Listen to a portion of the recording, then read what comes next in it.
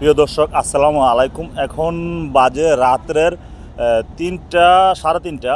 তো আমি এখানে বের হয়েছি, শুনছি রাস্তায় নাকি চাঁদাবাজি করতেছে। আমাকে একজন বলল, তাই আমি হঠাৎ তাৎক্ষণিকভাবে এখানে আসলাম।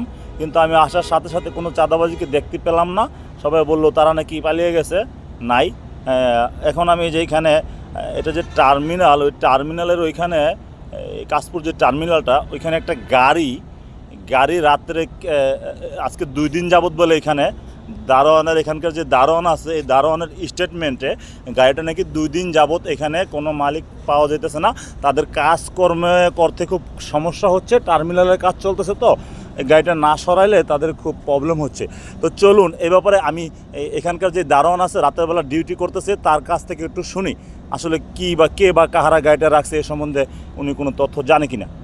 আসসালামু আলাইকুম ভাইজান। ওয়ালাইকুম সালাম। কেমন ভালো হ্যাঁ আছেন? জি, ভালো আছেন ভাইজান? হ্যাঁ, আসলে ভাইয়া গাড়িটা আজকে 2 দিন যাবত, তাই আমি লক্ষ্য করতেছি গাড়ি ডিউটি, তো মনে করেন আমার মতো আমি ডিউটি করতেছি, অনেক সময় চা খাওয়া ধরে ঘুম বাইকা হয়তো দোকানে গেলাম, কিন্তু গাড়িটা যে অবস্থা, মালিকটা আমি দেখতেছি না কার গাড়িটা, যার জন্য আমার এখানে কড়া ডিউটি চলতেছে। তারা আমি বলবো অবশ্যই গাড়িটা এখান থেকে ভাই সরিয়ে নেন, কাজের সমস্যা হচ্ছে বা কোনো কিছু হইলো পরে আপনার বলতে পারবেন না আপনার এই জিনিসটা কি এর সাথে জড়িত।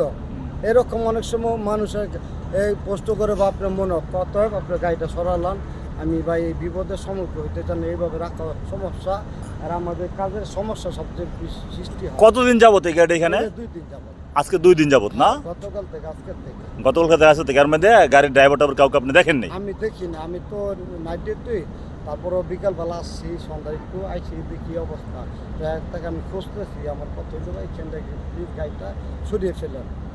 আচ্ছা, থ্যাংক ইউ ভাইজান। সেও ভালো থাকবে, আমিও ভালো থাকবো। আচ্ছা, thank you. Okay, Allah. Allah.